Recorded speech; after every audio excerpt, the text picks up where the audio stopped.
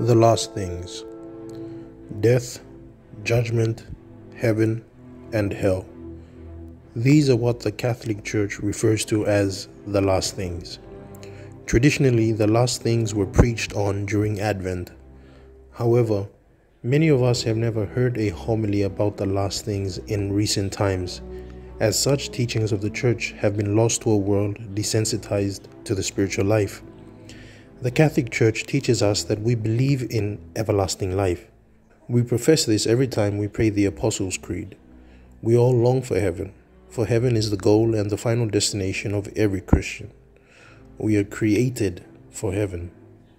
If therefore we believe in heaven, we must concern ourselves with knowledge and reflections on the four last things, which concern heaven and life after death.